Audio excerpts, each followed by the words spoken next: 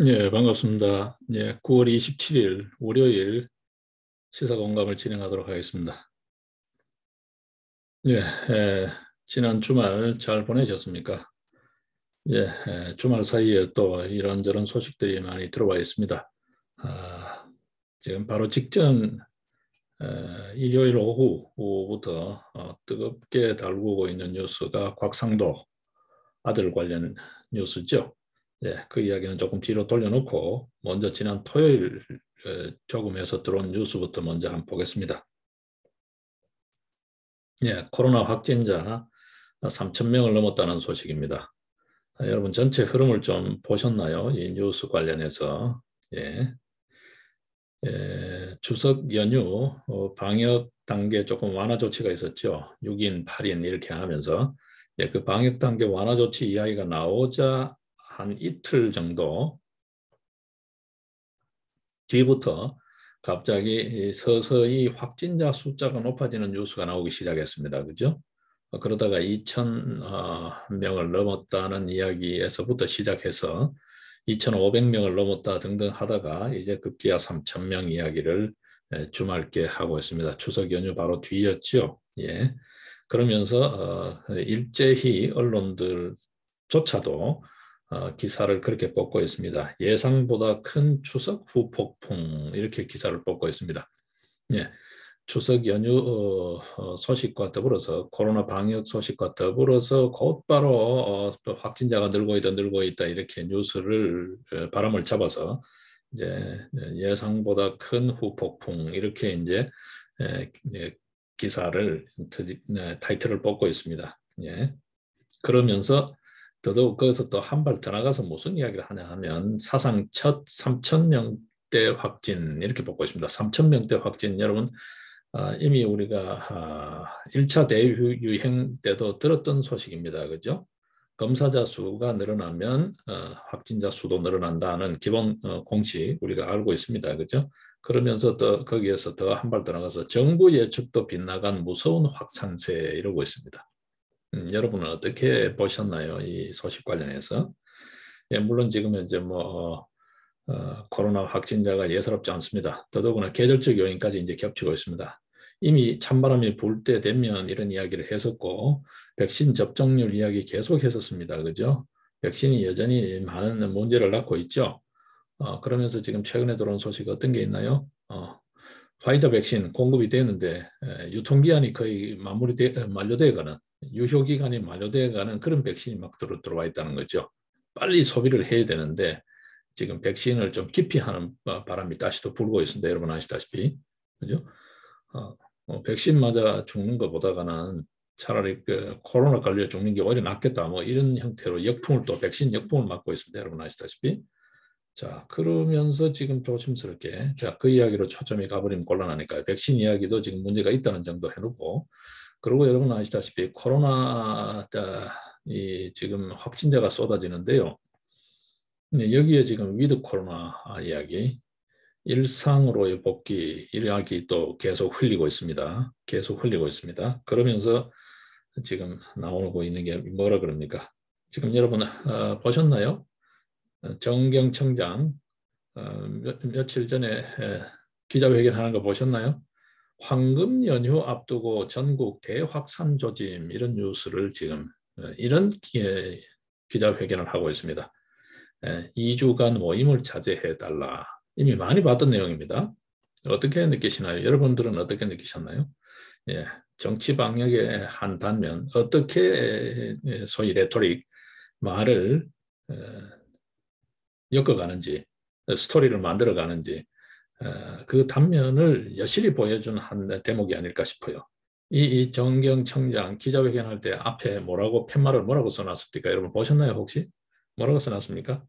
국민 일상 회복을 위해 최선을 다하겠습니다. 그러면 여태까지 최선 다 안 했는가? 그런 의문이 들지 않나요? 지금 몇 년 됐습니까, 여러분? 코로나가 지금 문제가 된 지 벌써 2년이 다 돼갑니다. 그죠? 만 2년이 다 돼갑니다.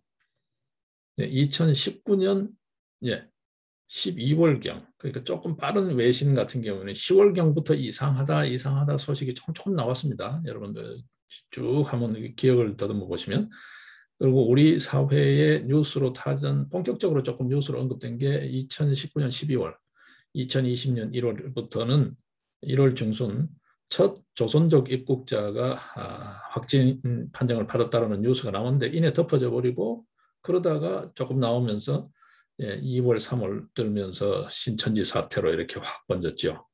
그 시기가 언제인지 여러분 아시죠? 총선을 앞두고 있던 그 시기였습니다. 2020년 4월 15일이 4.15 총선이었으니까요. 국회의원 총선거 시기였으니까요. 여러분 기억하실 거예요. 예.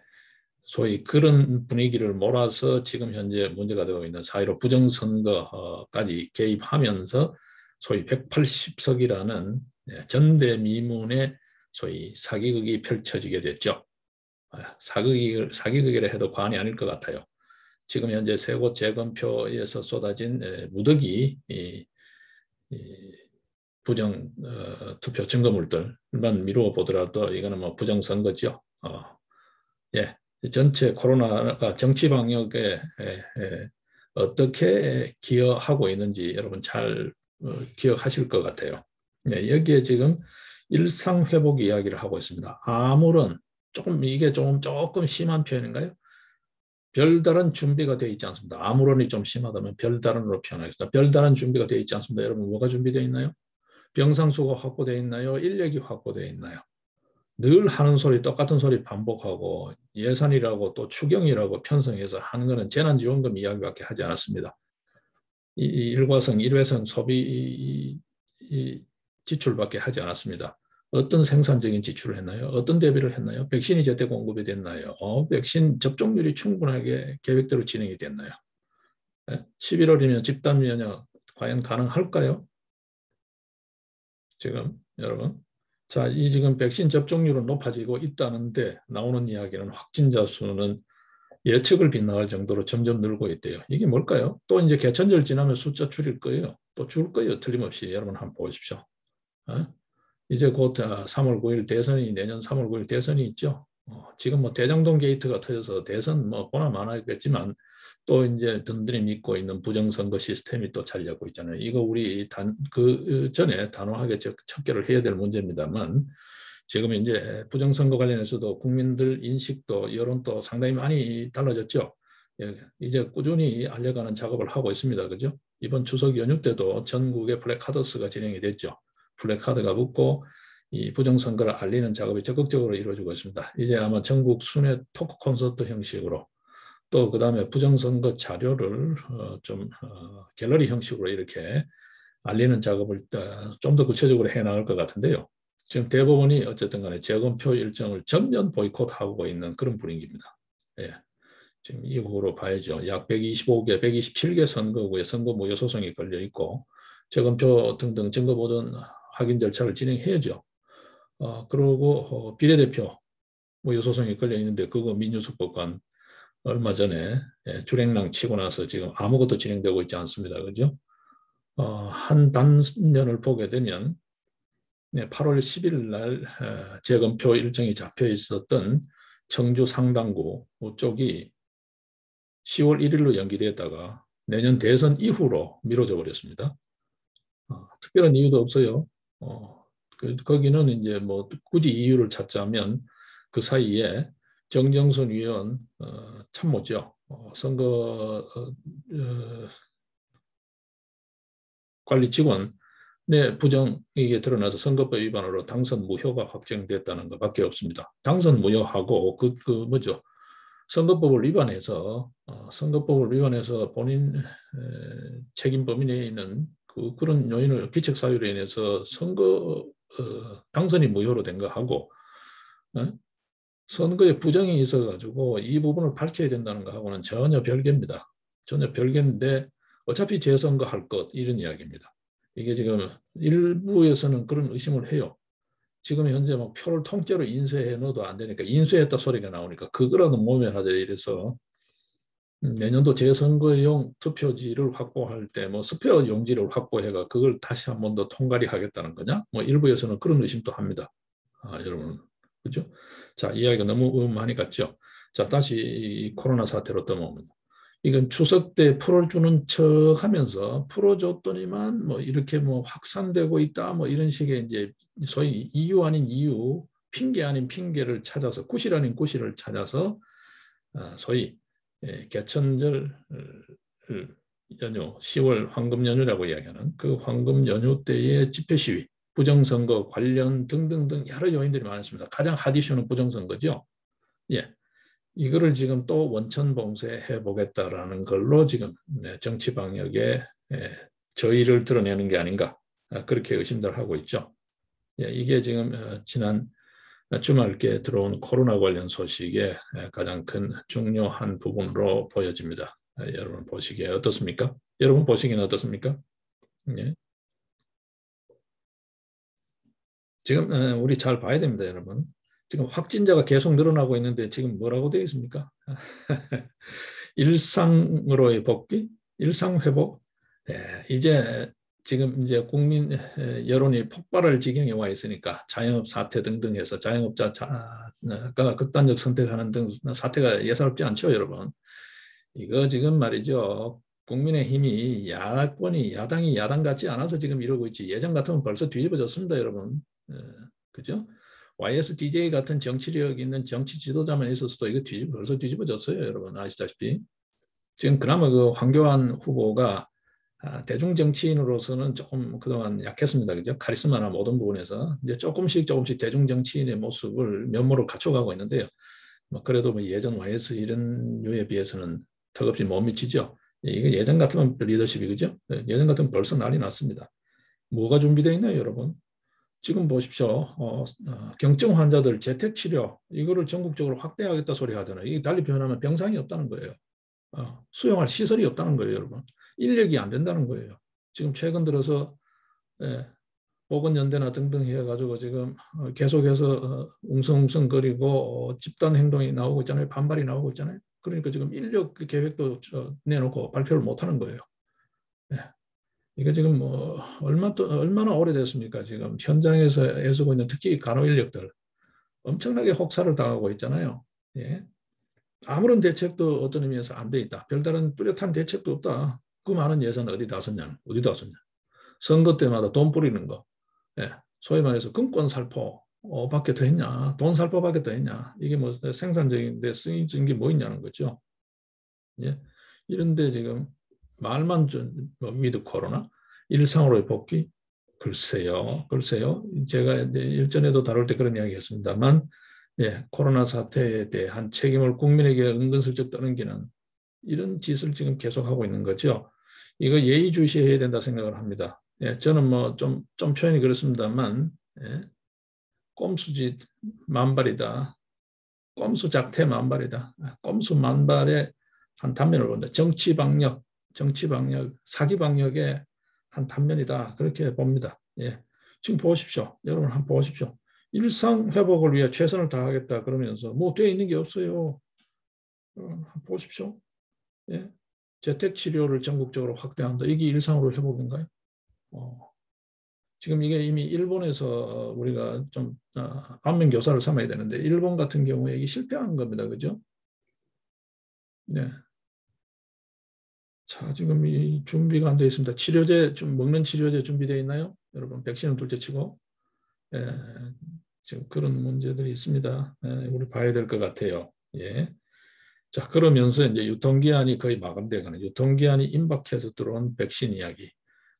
이거 지금 또 화두가 되고 있습니다. 이게 지금 대장동 게이트에 전부 묻혀버려가지고요. 추석 연휴에. 그 직전에 있었던 게 박지원, 조성은 게이트죠. 박지원 게이트. 그 다음에 지금 이재명 게이트라고 일명 붙여지고 있는 대장동 게이트. 대장동 게이트가 이슈를 덮는다고 지금 현재 대장동 게이트가 불거지면서 박지원 게이트가 수면 아래로 가라앉았어요. 이거 예의주시해서 봐야죠. 그리고 충북 간첩단 사건 그거 쑥 가라앉았어요. 드루킹 사건 쑥 가라앉았어요. 드루킹 사건을 충북 간첩단 사건으로 덮어버리고 그렇죠? 박지원 게이트 터지자 조성은 박지원 게이트가 터지자 지금 대장동 게이트가 터져서 지금 덮고 있습니다. 이거 다 어떤 의미에서 고명해야 될 사안들입니다. 여기에 지금 물밑에서 이런 뉴스들이 조금 다 덮여버리는 거죠. 코로나 사태요. 지금 찬바람이 불고 있는 계절적 요인이 분명히 있습니다. 그죠? 예, 백신 충분치 않습니다.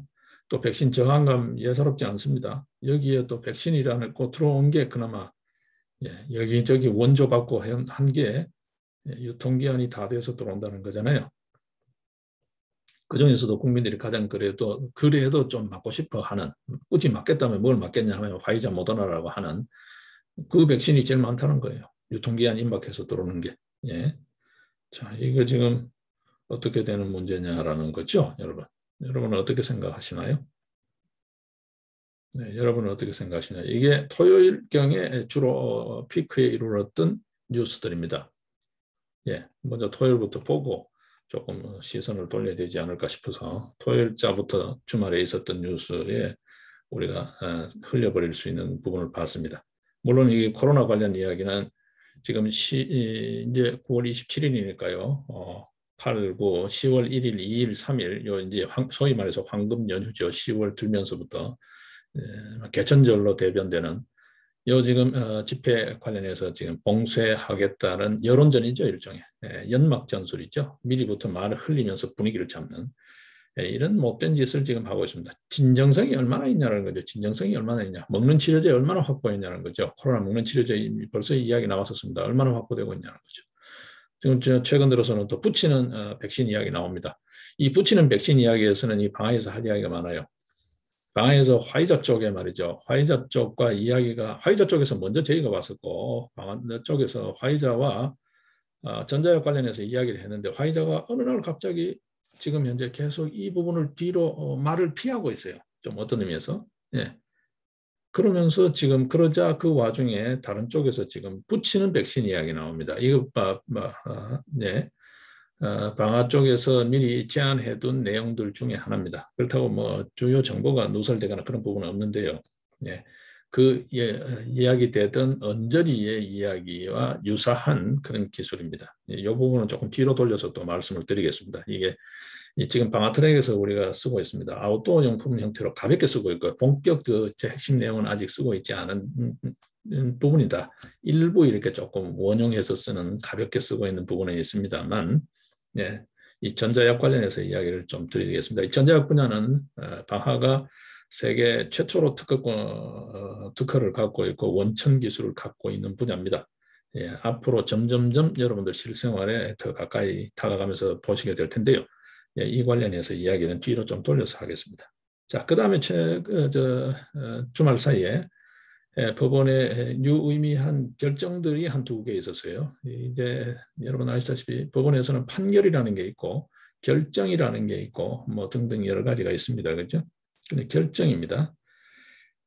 예, 법원이 어쩐 일로 뭐 법원뿐만이 아니라 검찰, 뭐 경찰 모든 공권력이 다 이 민노총 관련해서는 눈치 보기 급급한데 웬일로 무슨 일로 무슨 바람이 불어서 현대제철 무단점거 노조원에 대해서 퇴거 명령을 내렸어요. 이 결정을 내렸어요. 여러분 이 현대제철 노조 분교 사태 들어보신 분 알고 계시죠? 지금 33일째입니다. 한 달이 넘게 지금 현재 시설 점거를 하고 지금 쟁의를 이어오고 있습니다. 이게 이제 지금 며칠 됐죠. 25일이 토요일이었으니까 24일 금요일, 금요일 결정들입니다. 전부 다요. 지금 제가 말씀드린 걸 법원은 여러분 아시다시피 월요일에서 금요일까지 재판 실제적으로 이루어지는 것은 화요일에서 목요일이 재판이 실제적으로 이루어지고 있고 금요일도 재판을 합니다. 월요일은 이전에는 좀 재판을 하지 않았는데 뭐 요즘은 좀 사건이 많아서 그런지 조금 하는 분위기고 좀 그렇습니다. 그럼 뭐 그냥 편하게 이야기하면 월금인데 예전부터도 월목만 재판이 이루어졌고 그중에 월요일은 또 안 하고 이랬습니다. 요즘은 또 현장의 상황이 어떤지는 또 모르겠습니다. 24일 날 금요일이죠. 대전지법 서산지원이 소위 민노총 산하 금속노조 현대제철 비정규직 지회 이거를 상대로 제기된 업무방해금지 가처분 신청 요럴 때는 이제 결정이 소위 판결인데 결정이라 그럽니다. 업무방해금지 가처분 신청 이거를 이제 받아들이는 결정을 했습니다. 네, 그래서 퇴거하라라는 퇴거 명령을 내렸어요. 예. 예, 그 내용을 보면 이렇습니다. 이 33일째 점거하고 있는 핵심 시설이 뭐냐 하면 이 제철소 전체 같은데 중앙통제실이 있습니다. 중앙통제실. 예. 이 통제센터를 점거하고 있는 거죠. 그러니까 사실상 이제 공장을 못 돌리게 하는. 예. 거기에 점거하고 있는 비정규직 지회 조합원과 제3자. 제3자라는 것은 이제 민노총 관련 외부 인사들입니다. 그러니까 현대제철 승낙 없이 통제센터를 출입하지 말라라고 그렇게 퇴거 명령을 했어요. 만약에 퇴거하지 않을 시 하루에 1,000만 원씩, 조합원 10명이 하루당 각 100만 원씩, 그러니까 1인당 100만 원씩, 1,000만 원씩, 그러니까 10명이니까 하루에 1,000만 원이 되는 거죠. 현대제철에게 배상해라, 그러니까 지급해라라고 그렇게 요구한 게 있는데, 이 부분은 제가 결정문을 읽다가 이 뒷부분까지 정리를 안 했습니다. 이 부분, 그러니까 금전적으로 배상해라라는 부분은 기각하고 퇴거하라는 부분만 받아들였다는 거예요. 이게 금전적 배상이 따르지 않으면 실효성이 없습니다, 여러분. 예. 물론 뭐 퇴거로도 상당한 진절입니다만 어쩐 일로 법원이 민주노총 조합원에 대해서 이런 결정을 한 일이 있다. 살다가 보니까 세상에 이런 일이 다 있다라는 정도 법원 관련 소식을 전해드리겠습니다. 워낙 법원이 엉망이니까요. 여러분 4.15 지금 재검표 선거무효 소송 관련해서 보여주는 대법관들의 행태 한번 보십시오. 정말 이 사람들이 대법관인가? 이 나라 사법부가 정말 사법부인가? 참 그렇습니다. 그죠? 이해할 수 없는. 예. 지금 현재 문제되고 있는 예를 들면 각 시도별 선거관리위원장이 부장판사들이죠. 그리고 중앙선거관리위원회 위원장이 대법관이죠. 이게 지금 한 집 식구, 제 식구 감싸기냐 뭐냐 아무리 그래도 그렇지. 예. 선거 부정 문제를 이렇게까지 법으로 규정되어 있는 게 6개월 이내잖아요, 여러분. 180일 이내에 정리돼야 되는 걸 지금 법을 어기면서 대법원이 이러고 있어요. 대법관들이 지금 재검표 과정에서 선거모의 소송 진행하고 있는 주심 대법관들 이하 대법관들이 보여주는 행태들 한번 보십시오, 여러분. 네? 이거는 뭐 법관이라 보기에는 좀 상식 바뀌죠. 상식 바뀌죠. 이해 불가의 짓을 지금 계속하고 있습니다. 그죠? 예, 지금 그게 하나 있고 그 다음에 이제 집회 시위 관련입니다. 이 부분은 뒤로 조금 또 뒤로 좀 돌리겠습니다. 같이 봐버릴까요? 같이 볼까요? 예, 예, 아주 의미 있는 결정이 하나 있었어요. 여기에 어, 지금 4.15 총선 선거 모의 소송의 변호인단 원고 측 대리인입니다. 예, 원고 측 대리인으로 소송 대리인으로 되어 있는 도태우 변호사, 박주현 변호사, 유정화 변호사가 서울행정법원에 제기한 그러니까 서울 서초경찰서장을 상대로 서울행정법원에 제기한 예, 집회금지 처분 그거를 이제 집회금지 처분한 거를 집행을 정지해 달라는 신청을 했어요. 거기에 이제 결정이 나왔습니다. 위헌이다. 예. 경찰의 묻지마 집회금지는 위헌이다. 라는 위헌 결정을 받아냈어요. 위헌이라는 요지에 소위 집행금지 결정문을 받아냈어요. 그러니까 집회를 할 수 있는 거죠. 예. 이게 가장 기본적인 기본권이잖아요. 여러분 우리 배우셨죠? 학교 다닐 때도 네, 자유권적 기본권이라고 집회 결사의 자유. 이거 기본권입니다. 절대적이고 핵심적인 요건조차도 아무런 집회도 못하게 그냥 코로나 뭐 이런 방역 수칙 핑계 대는데 이게 소위 말해서 정치 방역이죠. 그걸 핑계 대 가지고 집회를 일체 못해요. 네, 심지어 1인 시위, 집회법의 적용 대상이 아닌 1인 시위조차 문제 삼는. 그래서 결국 이 소위 4.15 부정선거 국민투쟁본부 쪽에 관련하고 있는 네, 이 세 분의 변호사, 도태우, 박주현, 유정화 변호사가 서울행정법원 제7부에 낸 네, 집회금지 처분, 집행정지 이 신청 이게 이제 받아들인 거예요. 예. 이걸 역사적인 결정이라 해도 과언이 아닙니다. 이 두 가지가 지난 주말에 있었습니다. 자, 이제 법원이 좀 정신을 차린 건지 아니면 이 재판부만 그런 건지는 모르겠습니다. 좀 더 지켜봐야 될 것 같아요. 웬일로 서산 지원에서 민주노총 금속지부 산하지회를 상대로 퇴거 명령을 내리는 결정을 내렸다. 그 다음에 집회금지는 경찰에 묻지마 집회금지는 위헌이다. 이게 어느 정도로 결정이 내려졌나 하면 소송 비용까지도 부담해라 라고까지 소송에서는 소위 말해서 100% 완패를 안긴 그런 결정을 내렸어요.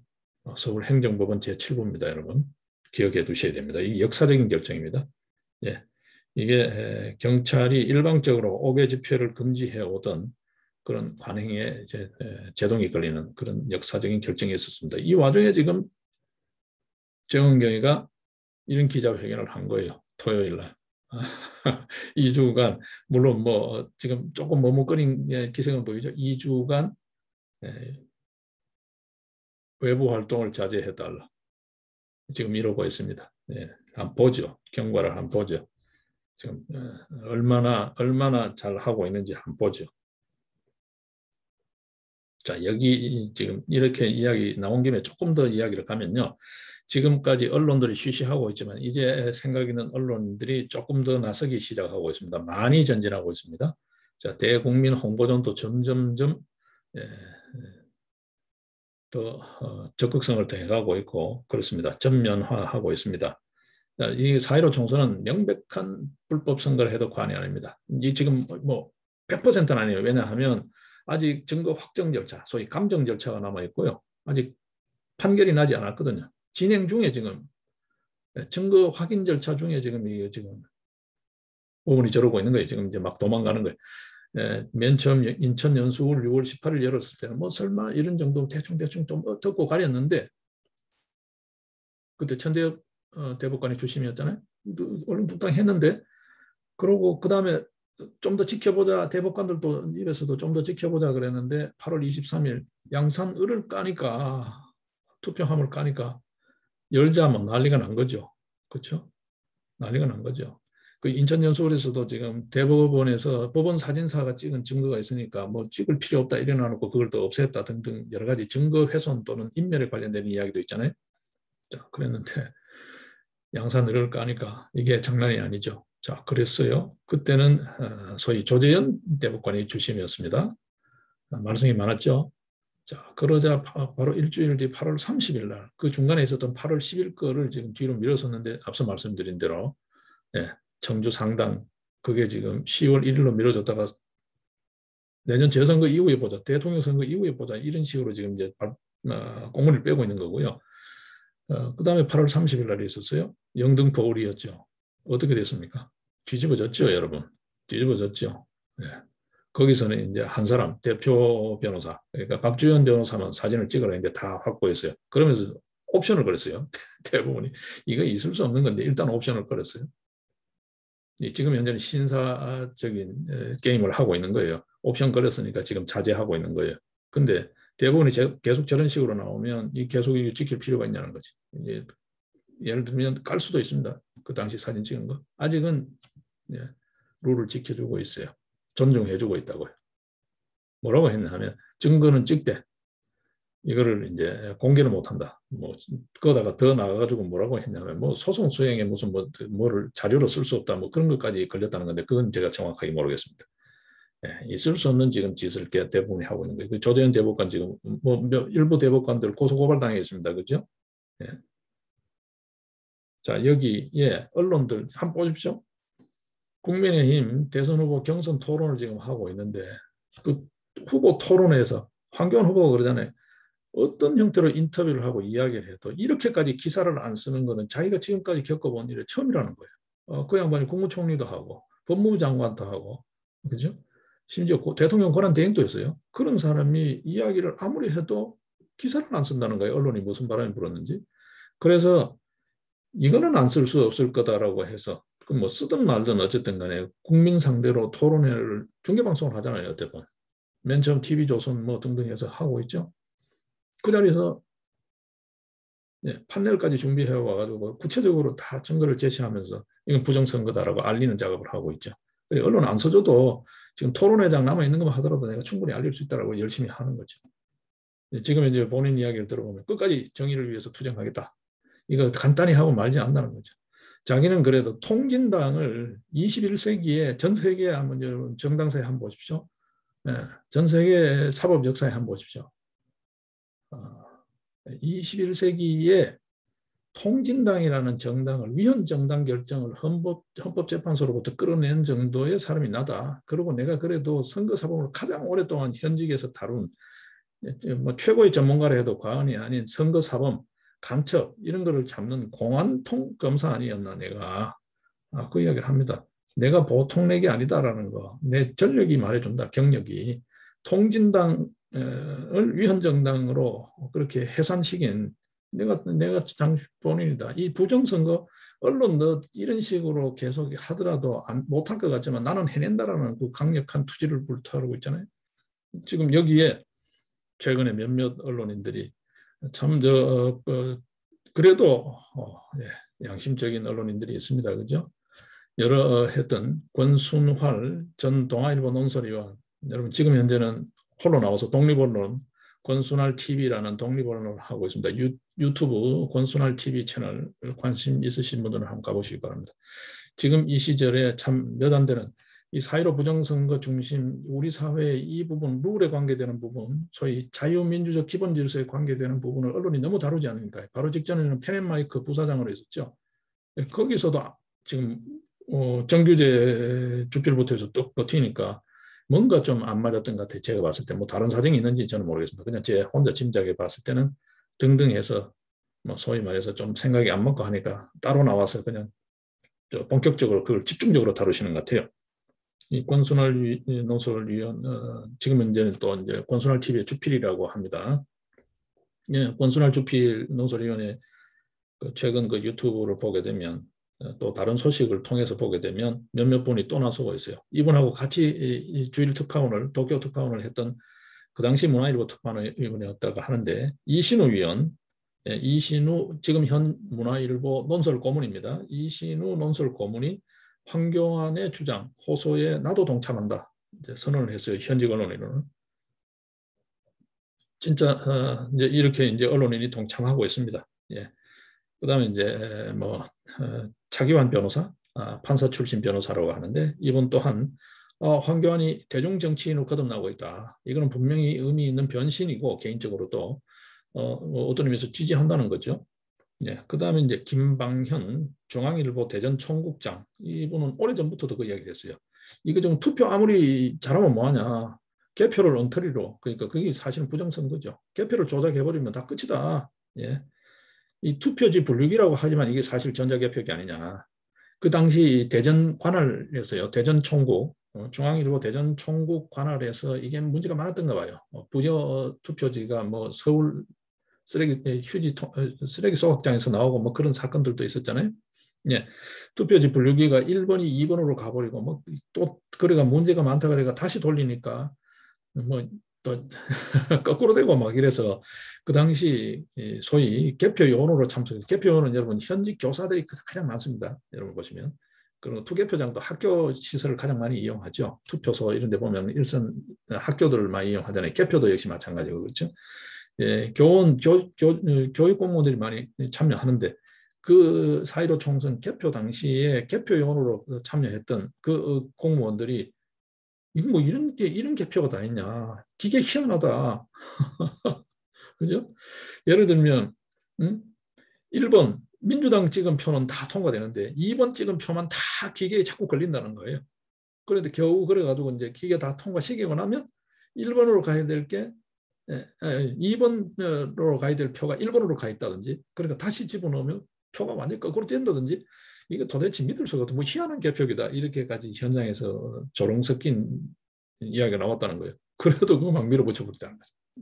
예, 그것도 또 엉터리가 되고 집계하고 또 틀리고 뭐 그런 말씀이 있었습니다. 그 김방현 대전 총국장이 투표지 분류기에 국민 주권을 맡기는 이런 투표 이거 언제까지 계속해야 되냐.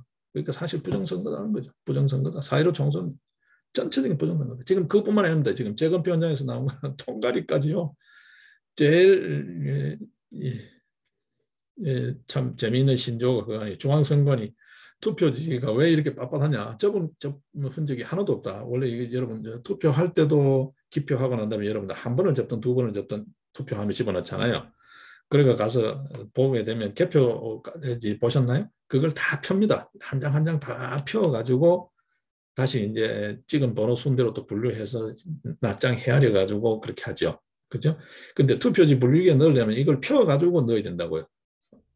여러분 예전에 은행 창구에 가면 직원들이 이렇게 손으로 지폐를 헤아렸지만 지폐 세는 기계에 딱 이렇게 딱딱해서 집어넣으면 순식간에 세서 나오잖아요. 그거 같은 게 투표지 분류기인데 그렇게 넣으려면 펴야 된단 말이에요. 한번 보십시오. 그 방송 그 개표 현장 보도하는 현장 이런 거 이제 할 때 뒷배경으로 나온 거 보십시오. 그게 다 일일이 펴서 넣죠. 그만큼 접혀져 있다는 거죠. 그리고 그렇게 파고 또 기계 나오고 다시 확인하는 작업에서 손때가 묻고 너덜너덜해지잖아요. 근데 빳빳하다는 거예요. 빳빳하다는 거예요. 그러니까 뭐라 그럽니까? 투표지 종이가 원형을 뽑고 했다는 거예요. 참 전대미문의 발명품이 나왔습니다. 예. 원형 복원 종이가 나왔어요. 그런 엉터리 해명을 하고 있습니다. 중앙선관위가. 예. 이게 이제 봉인도 뜯기고 등등등 뭐 기표 도장이 한 가지도 똑같은 게 없고 말이죠. 엉망진창이잖아요. 종이 두께도 다르고 지금 그런 이야기는 점점점 여러분들에게 좀 더 소상히 알려지게 될 겁니다. 제가 뭐 일선에서 직접 현장에서 진행하고 있는 분들 이야기를 제가 또 옮길 필요는 없잖아요. 여러분들이 이제 접하시게 될 테니까 그렇죠. 그런 부정선거 사례가 너무 많습니다. 이제 권순할, 주필, 논설위원 같은 이런 분들이 하나둘 이제 나서고 있습니다. 언론 나서지 않을 수 없을 거예요, 여러분. 계속해서 지금 심지어는 조중동조차도 조동중조차도 지금 현재 계속 지금 민기적거리고 있는데요. 예. 제가 듣고 있는 다른 쪽 이야기를 보면 계속해서 지금 어느 타이밍에 어느 정도의 증거에서 우리가 이게 뛰어들까를 계속해서 지금 저울질하고 있다. 보고 있다 그래요. 너무 저울질하는 게 문제인데 조동중도 이러면 조선동화도 계속 이러면 중앙은 이미 탄핵 정국에서부터 지금 문제가 많은 게 드러나 있잖아요. 여러분. JTBC 등등에서 그 단 중앙이니까요. 예? 조선동화조차도 계속해서 이러면 진짜 민심을 다 잃을 수 있다. 독자 다 떨어져 나간다. 너 한번 겪어봐라. 지금 뭐 자꾸 이렇게 장계산 놓고 있는데 인내에도 한계가 있다. 다 떨어져 나갈지 모른다는 거죠. 한번 두고 봅시다. 이거는 이제 좀 더 진행형이니까요. 자, 그런 이야기들. 이게 이제 지난 금요일 법원 결정요. 집회금지 위헌이다라는 위헌 언급을 직접 했거든요. 그 결정문 안에. 서울행정법원 결정 등등등이 지금 나오고 있습니다. 자, 한번 보죠. 자, 이 와중에 지금 일상으로 소리가 왜 나오는지 여러분 한번 보십시오. 계속 재난지원금과 장난질 치고 계속 봉쇄를 하고 싶었지만 이제 이걸 할 수 없는 거예요. 그죠? 집회 막으려고 했는데 법원에서조차 이제는 브레이크를 거는 제동을 거는 거예요. 자, 이런 상황이 겹쳐요. 여기에 지금 대장동 게이트. 지난 4.7 재보선이 소위 말해서 2030 세대가 다 오세훈 쪽으로 확 기울어버린 게 뭡니까? 부동산이죠. 그죠? 영끌 투자 뭐 이렇게 이야기 나왔던 부동산이죠. 야, 이게 우리는 완전히 이제 평생 월세로, 전월세로 떠돌이 살아라는 거구나. 집 사는 건 이제 날새구나. 이 젊은 세대로부터 뭐 단순히 기회균등, 공정 이런 문제 떠나서 인국공 사태 이런 걸 떠나서도 이게 너무 분노하게 만들어서 잃어버린 거죠. 대장동 게이트 터지면서 어떻게 되는 거예요? 날샌 거죠. 이제 날샌 겁니다, 여러분. 근데 방심해서는 안 됩니다. 이것도 어떤 협잡질을 할지 모르기 때문에. 여러분 보셨잖아요. 이제는 거짓, 위선 이런 문제가 아니라는 거예요. 이제는 구체적으로 날조 공작하는 걸 여러분들이 보시고 계시잖아요. 그죠? 박지원 게이트. 그 다음에 여기 지금 대장동 게이트 한번 보십시오. 어떤 짓을 하고 있는지. 이게 남판교 대장동이 이게 한 번만에 그 4천억 이런 게 6천억 이런 게 들어먹는 게 아니라는 거죠. 그 전에 이미 조금 간을 봤다라는 거잖아요. 네. 지금 다른 거 있습니다. 버닝썬 등등등 저런 게이트들이 또 있잖아요. 그죠? 쭉 보게 되면 우리들 병원 등등등 있죠. 한양대 그룹들. 그리고 지금 이번에 성균관대 그룹들입니다. 이게 우리 대한민국 사회 한번 보셔야 됩니다. 여도 야도 없습니다. 전부 다 전부 학견 뭐 무슨 희한한 나라인데요. 그죠? 여기 지금 뭐 야당 의원도 여러 대 있고 지금 그렇잖아요. 곽상도, 뭐 곽상도 아들, 곽상도도 걔들 만나봤다는 거잖아요. 미국으로 돈 1,000억이나 들고 튀었다는 놈, 그럼 또 만나봤다는 거잖아요. 그죠? 예. 등등 이제 이야기 이제 뭐 대장동 게이트 좀 이야기가 좀 조금 섞입니다만 자꾸 물고 가니까 이야기 그래야 되는데 합시다. 하고 또 뭐 다시 또 반복 중복해서 다루더라도요.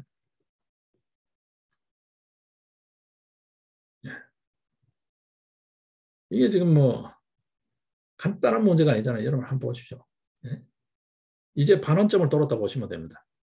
이게 뭐 상당히 나온 것 같죠. 그거 아닙니다. 이제 대장동 게이트는 이제 반환점을 돌기 시작했다. 예. 야권에까지 지금 뭐 곽상도로 끝나지 않을 거예요. 여러분 또 나올 거예요. 왜냐하면 성균관대라는 그거 하나로 이게 쭉 깔려 있던 거예요. 국회 여러분 가보셨나요? 보셔야 되는데 예? 회의장에서 본회의장이든 그게 뭐 상임이든 간에 회의장에서는 여야로 이렇게 서로 마주 앉아가지고 막 욕하고 막 고성을 지르고 이렇게 큰 소리 치고 하잖아요. 점심시간 되어 보십시오. 네. 형 아우 그러면서요. 서로 다 한테 모여가지고 밥 먹고 앉아있고 잡담하고 있어요. 그럼 또 회의석상에 들어가면 카메라 특히 비치면 요즘처럼 유튜브 카메라까지 등장하면 다 엄청 뭐 야인 것처럼 예? 집권당인 것처럼 특히 야당인 것처럼 엄청 행세하고 막 쇼를 하고 있죠. 속된 말로 쇼를 하고 있죠. 여러분. 예. 참 웃기는 현장인데 여러분들 한번 보셔야 됩니다. 예. 방청석에 들어갈 수 있잖아요. 여러분 가서 한 번씩 짬이 되실 때 바람 쏘일 겸 한 번씩 가서 한번 보십시오. 어떤 짓을 하고 있는지. 예. 자, 지금 그러고 있습니다. 대장동 게이트는 이제 반환점을 돌았다. 이제 오늘 오후부터 터져 나오는 이야기가 곽상도 아들 50억 이야기 나오면서 이제 거기에 묻어 나오는 이야기가 수억 원의 수상한 현금 흐름이 이재명 통장에서 보였다라는 소리가 조금씩 흘러나오고 있습니다. 조금 더 확실한 뉴스를 좀 더 지켜보죠. 이제 반환점을 돌기 시작했습니다. 이제 어디로 갈지 모릅니다. 이제 뭐 화천대유 기업 뭐 이렇게 몇몇 사람들 이야기가 나왔죠. 유동규 뭐 이런 이야기 뭐 몇몇 나왔는데 이제 이게 불똥이 어디로 튈지. 예. 그다음에 이거를 덮을 또 다른 사건을 칠지. 예. 이미 2000 몇 년입니까? 그보다 훨씬 더 전에 또 성남에서 작은 규모로 4, 500억짜리 한번 맛배기를 해봤다는 거잖아요. 이게 처음 하는 솜씨가 아닙니다. 처음에 어떻게 여러분 4천억, 6천억을 그렇게 먹을 수 있습니까? 아무리 권력형 비리라고 하지만 짜고 치는 고스톱이라고 하지만 한두 번 손발 맞추는 작업을 해본 거예요. 예. 돈 되는데 몇 군데 찝쩍찝쩍 해고 괜찮으니까 간땡이가 부어가지고 저지른 거죠. 예. 이건 말고 또 있을지도 모릅니다, 여러분. 또 있을지 모릅니다. 예. 지켜봐야 돼요. 이제 반환점, 그러니까 남판교 사건은 대장동으로 알려지고 있는 이선은 이제 반환점을 돌기 시작했다. 이제부터 재미있는 사건은 이제부터 시작이다 보시면 됩니다. 예. 그 지금 박영수 특검 딸내미는 나는 퇴직금 못 가겠다 지금 가잖아요. 예, 이제부터 시작이다 보셔야 됩니다. 예. 조금 더 지켜봅시다. 조금 더 지켜봅시다. 이제 그런 쪽은 일선 예, 소위 탐사형 취재 기자들이 열심히 하니까 그게 이제 자기 실적에 연관되고 자기 개인 커리어에도 연관되거든요. 뭐 그 회사에 예를 들어서 조선동아에 계속 있든 내대로 나오든 간에 요즘 같으면 자기대로 나오던 그런 정도의 취재력이 있으면 또 그런 어떤 데이터, DB가 있으면 유튜브만 해도 말이죠, 여러분. 훨씬 더 수익이 났습니다. 뭐, 예를 들어서 방심위에서 방송통신심의위원회에서 유튜브에 압력을 구글에 압력을 넣어가 유튜브에 영상에 노란 딱지를 계속 붙이고 광고 수입이 없게 해도 말이죠. 독자가 늘어나면 멤버십 수입도 있고 그죠? 슈퍼챗 수입도 있고 뭐 훨씬 수입이 나요. 그 정도. 오히려 잘라주거나 건드려서 키워주면 훨씬 낫죠. 뭐그 신문사 예선들 월급 얼마 받습니까? 여러분 솔직히 월급 얼마 여러분 아시죠? 제일 잘 나가는 조중동에 있어봐야 이것저것 뭐 취재 활동비 등등등 나오겠지만 취재 활동비 아무나 주나요? 뭐 뛰댕긴다고 주나요? 그건 월급으로 다 까는 거니까 지돈 써가면 다는 거고 좀 이래 굵직굵직한 데스크에서 그래도 편집 회의를 통해 가지고 이런 건이라고 지목된 거는 취재 활동비가 나오죠. 그거 다 해봐야 연봉 8, 9천입니다, 여러분. 네? 속된 말로 뭔 짓을 한들 8, 9천 못 봅니까? 전동 퀵보드 타고 배민 배달의 민족 해도 그 정도는 벌잖아요, 여러분. 속된 말로 열심히 하면, 그죠? 네.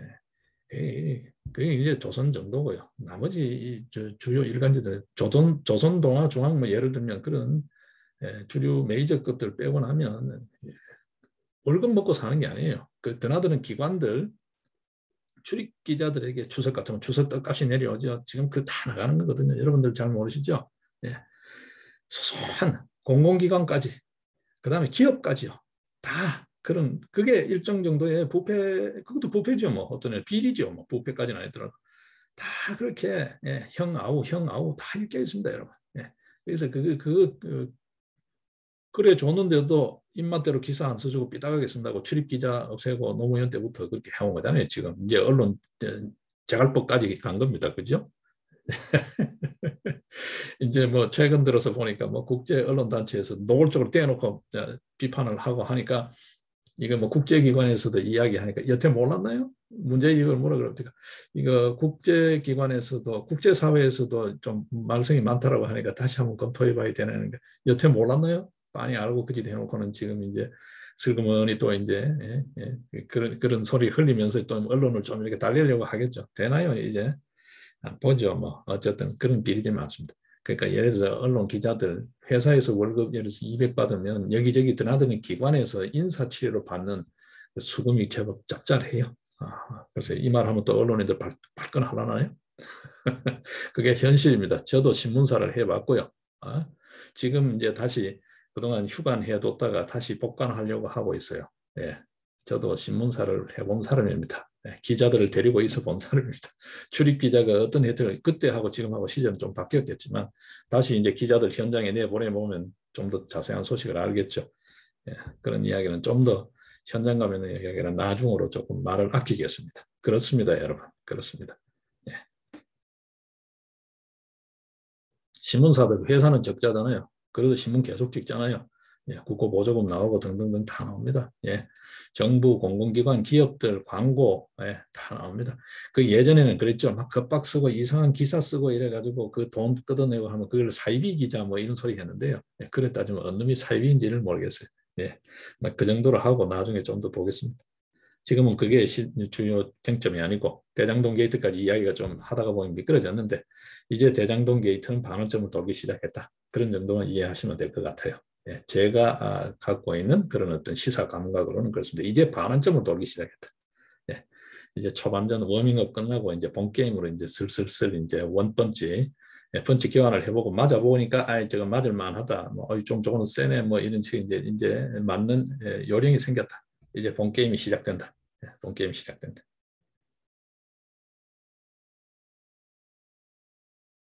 자, 그리고 이제 조금 더 이제 뉴스를 조금 주말에 있었던 사실들이니까 조금 줄이겠습니다.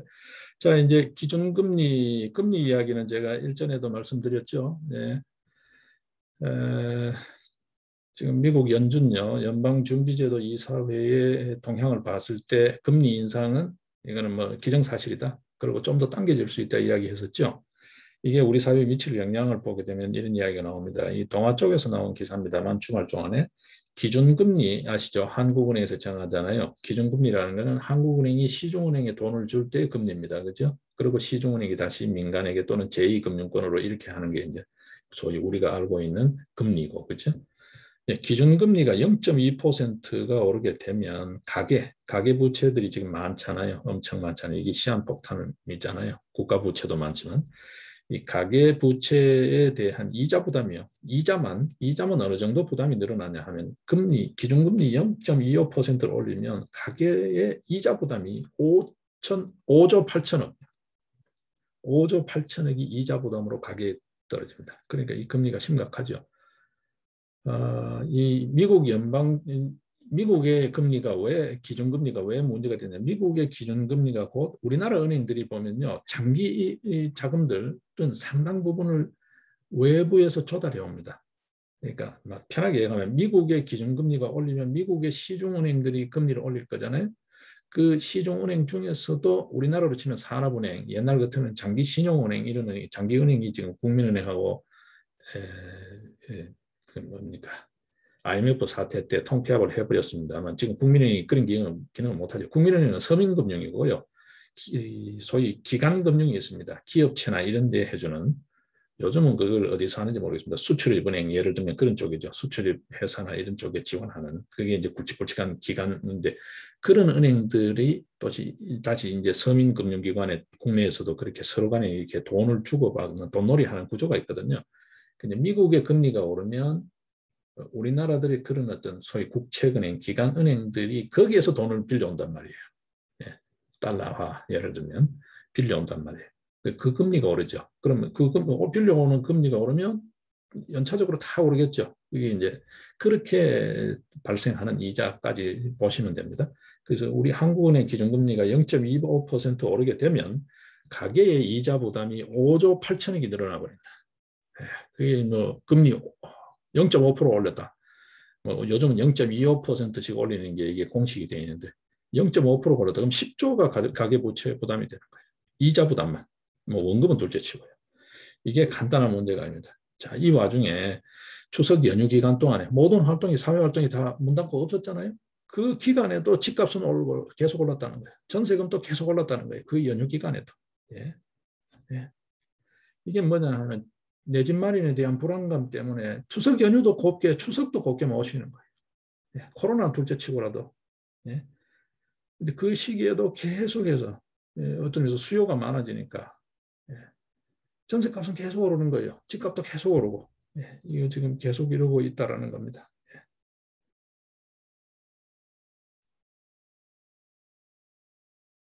자, 그리고 이제 법 관련, 부동산 3법 관련해서 특히 임대차법요. 임대차법 바뀐 임대차법 시행이 그 시행한 지가 1년이 됐는데 그 사이에 서울 전세 임대차 바뀐 거 아시죠, 여러분? 갱신 요구권 뭐 이거 2년, 4년 이러면서 그 한창 이야기됐던 그 내용입니다. 예, 그거 뭐 다시 끄집어내면 또 그 이야기로 한참 시간이 가니까 일단 그걸로 퉁치겠습니다. 예, 이게 시행되고 그 법이 시행되고 부동산 3법이라고 하는 그 법이 임대차법이 시행되고 1년 됐는데 서울만 봤을 때 전세 가격이 평균 1억 3천만 원을 뛰었다. 여러분 1년에 1억 3천 매달 나누면 어떻게 됩니까? 한 달에 1,000만 원씩입니다. 예. 도대체 무슨 일을 하는 얼마나 수익이 있는 사람들이 길래 한 달에 쓸 거 다 쓰고 1,000만 원을 어떻게 저금을 합니까? 그죠? 번 거를 다 해도 지금 자영업자들은 지금 뭐 직원들 월급 줄 돈도 없다 그러잖아요. 지금 소위 말해서 영업을 사실상 못하게 영업 봉쇄죠. 이게 방역이 아니라 사회적 거리두기가 아니라 자영업자가 어디까지 가는가 어떻게 망해가는가를 보여주는 방역이지 이게 무슨 방역입니까? 그죠? 이렇게 해온 이 만행에 대한 책임을 국민들한테 슬쩍 떠넘기고자 하는 걸로밖에 보여지지 않아요. 사실 뭐 앞서 이야기했다시피 또 중원보건 됩니다만 무슨 뭐 치료대가 있나요? 백신이 있나요? 무슨 뭐 의료 시설이 되어 있나요? 인력이 배치되어 있나요? 아무런 준비, 별다른 준비 특별히 달라진 거 없어요. 감염병원 전문 병원이 생겼나요? 하나도 생긴 게 없잖아요. 대책이 되어 있는 게 하나도 없는데 일상으로 그럽니다.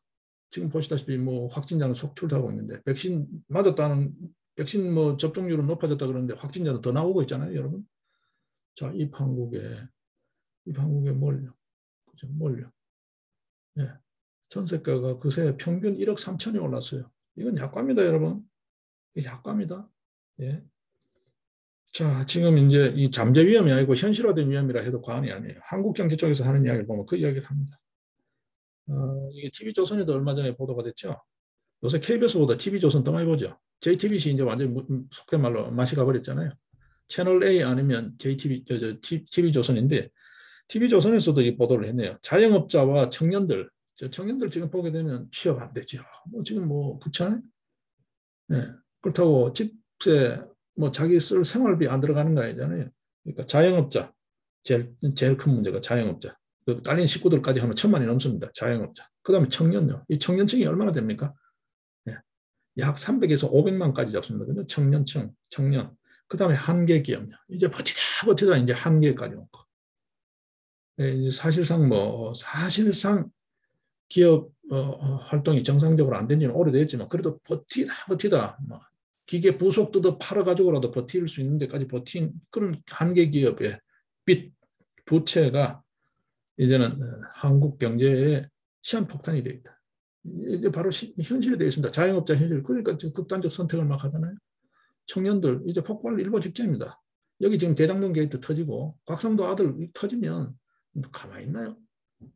곽상도 아들 오늘 변명하는 거 보십시오. 열심히 일했다. 30대에 뭐 얼마나 열심히 일했단 말이죠.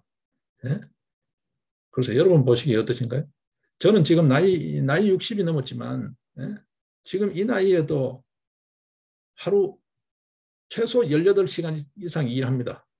여러분 보시기에 이 방송 이런 것까지 다 포함하면요. 하루 20시간 이상 일합니다. 뭐 이거도 지금 제가 약속한 최소한만 지금 하고 있어서 뭐 한두 시간 정도 이렇게 시간 투여를 해서 하고 있습니다만 이것도 더 요구를 하는데 그걸 내가 수용할 수 있을지 모르겠어요. 그러다 보면 이제 21시간, 22시간 일해야 될 판인데 그렇게 일하고 있습니다. 여러분. 예, 그런데도 여러분 50억 그게 쉽지 않습니다. 예? 뭐 내가 간 기업이 요행이 운이 좋아서 돈을 잘 벌어서 그렇게 줬다. 그러면 뭐 그 기업의 특성이다. 그렇게 이해할 수 있는 부분은 있어요. 있지만 이게 국민 염려기 이런 소리죠. 지금 대장동 게이트가 터져 있는데 그것을 50억 받았다 그러면 누구나 내뿐만 아니라 전부 다 받았다는데 이제 전 직원 얼마나 받았는지 이제 걔가 그래서 반환점 돌아섰다는 거예요. 이제 전 직원이 그래 받았다는 거 한번 까보라는 거예요. 박영수 딸 안 까도 기자들이 깔 거예요. 네. 그 이제 전 현직 임직원 리스트 쫙 뽑을 거 아니에요. 걔들 통장 다 추적할 거 아니에요. 기사 되는 건 시간 문제죠. 줄고구마잖아요. 이 좁은 바닥에 예, 하나 잡으면 줄줄줄 올라오는 거죠. 예, 고구마 줄기죠, 여러분.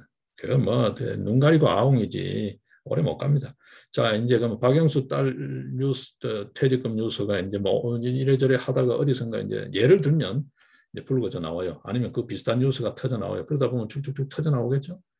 예, 예, 나오면 이게 조국 게이트하고는 비교가 안 될걸요. 인국공 사태하고는 비교가 안 될걸요. 영끌 투자하고는 비교가 안 될걸요, 여러분.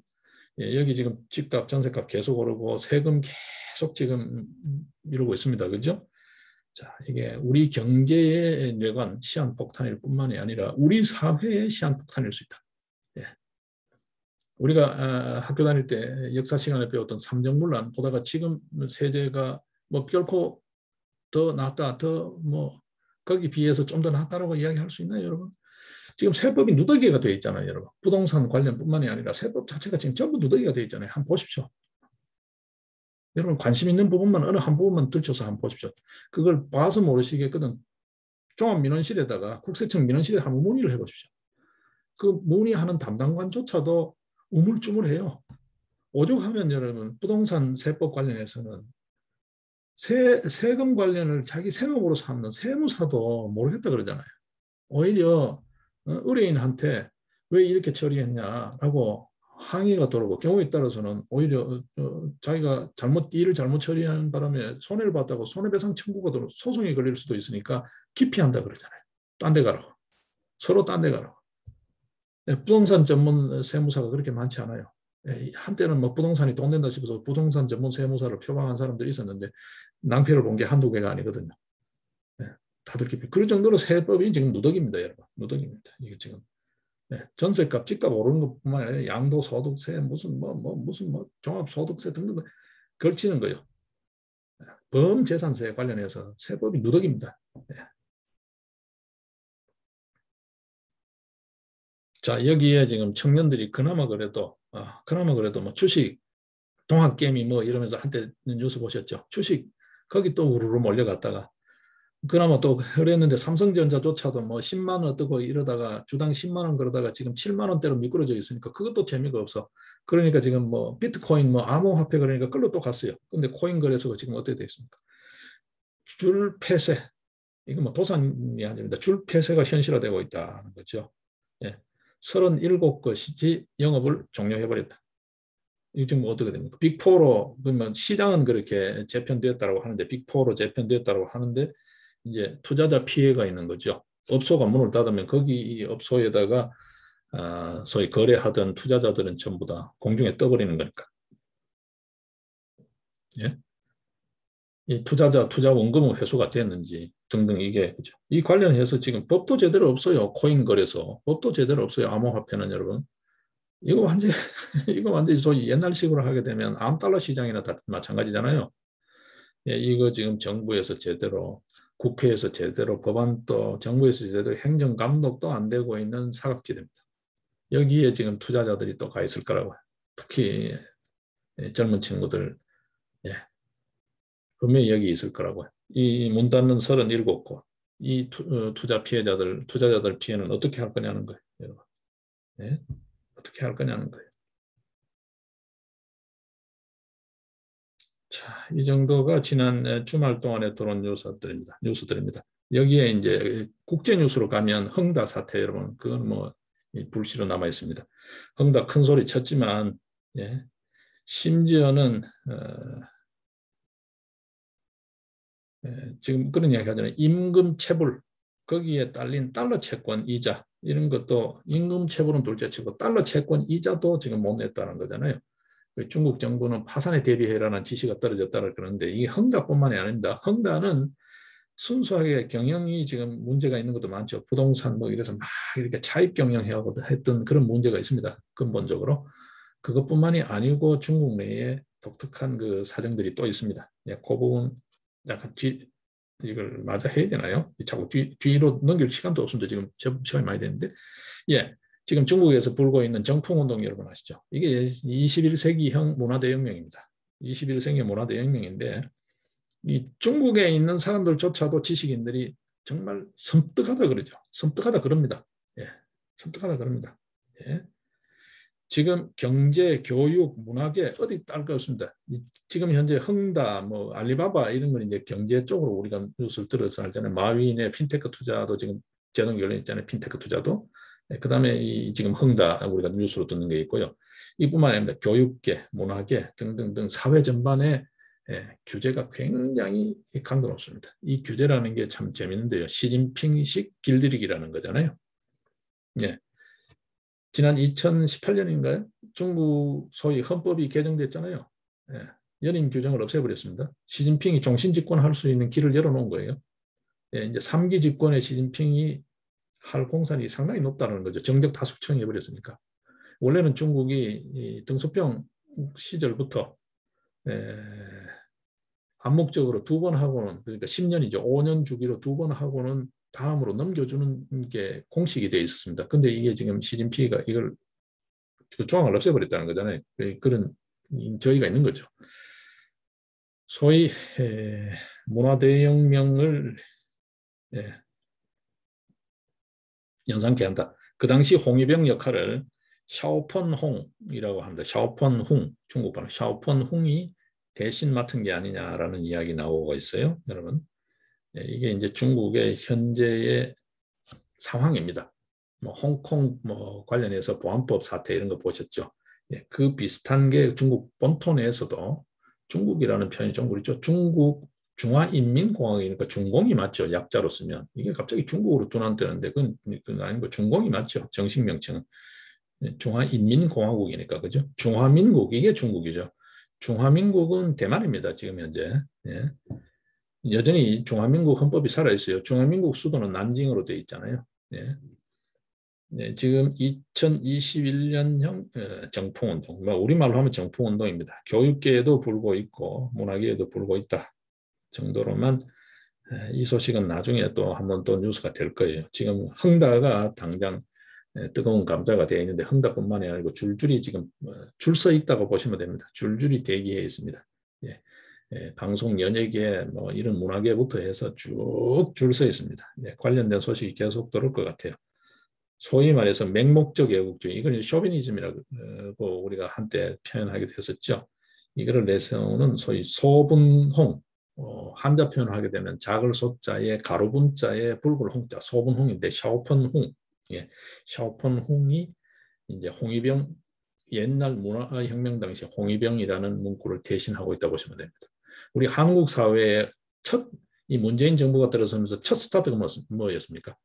빨갱이라는 말을 못 쓰게 했어요. 그 다음에 뭐였습니까? 친일이라는 딱지를 붙이기 시작했어요. 빨갱이 말 부활시켜야 됩니다. 우리 사회에 빨갱이 너무 많아요. 예. 예, 제도권에 들어가 있는 빨갱이 너무 많아요.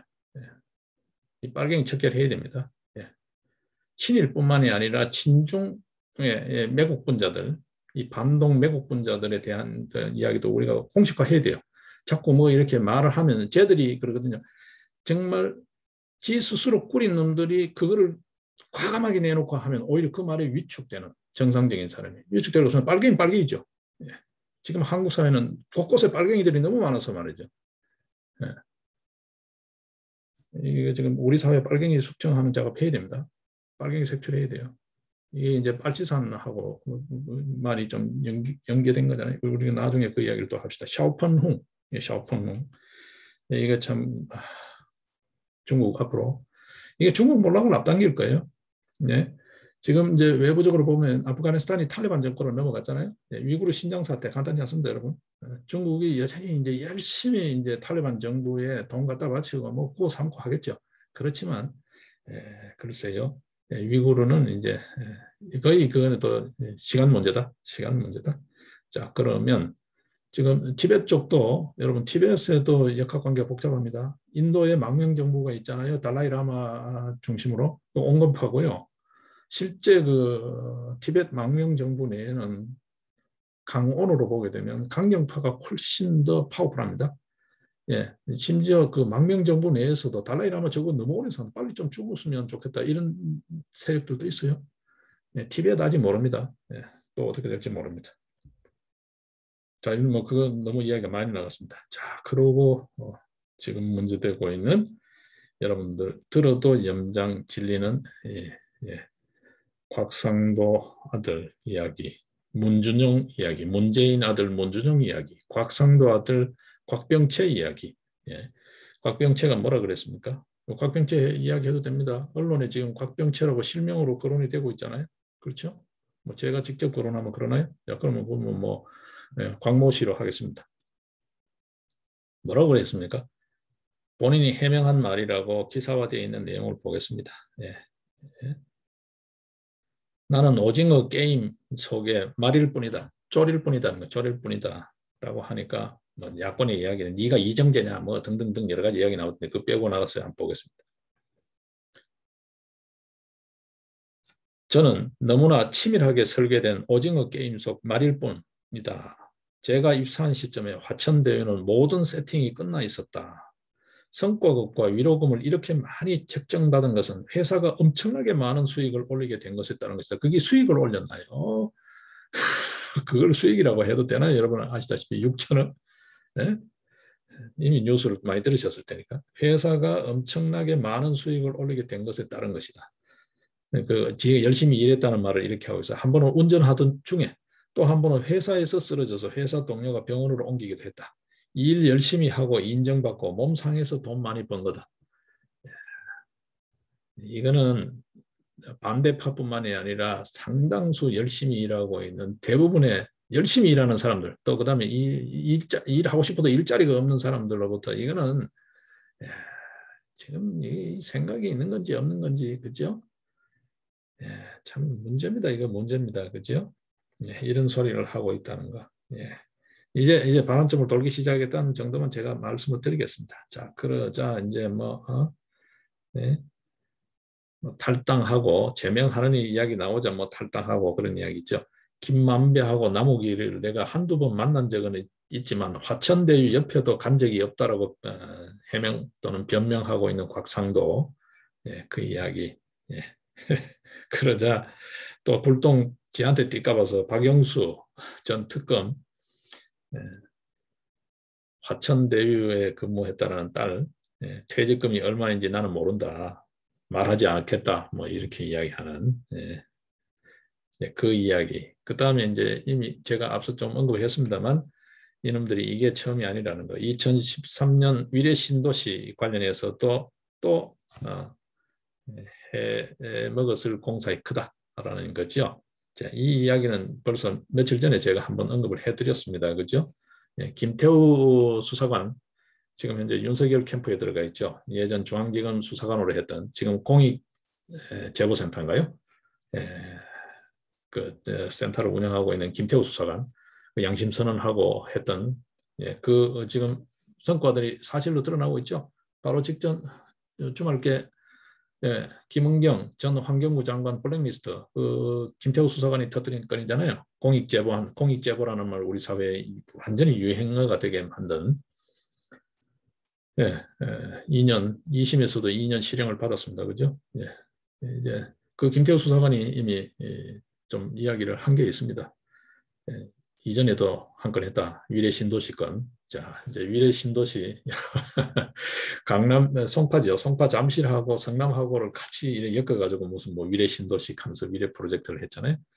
그런 거 지금 뭐 전국에 지금요 찬찬히 들여다볼 필요가 있습니다. 이재명의 성남뿐만이 아닐 거예요. 전국 지자체의 국토부 산하의 내역을 좀 들여다볼 필요가 있다. 지금 산하기관들의 특공, 소위 그 공무원들의 주택 특별 공급 관련해서도 지금 비리 이야기가 나오고 있잖아요. 이런 먹튀 논란들, 이게 국토부 우리가 자세히 봐야 됩니다. 앞으로 좀 더 보죠. 이제 뉴스들이 많이 나올 거예요. 아마 내년 대선은 누가 뭐라 하더라도 부동산 대선이 될 거다. 부동산 대선이 될 거다. 대장동 게이트 쉽게 가라앉지 않을 겁니다. 이제 이재명의 수상한 자금 이야기도 나오고 있으니까 이제 이번 주 10월 연휴 또 개천절을 앞두고 뜨겁게 달굴 대장동 게이트 후속 이야기를 좀 더 지켜보죠.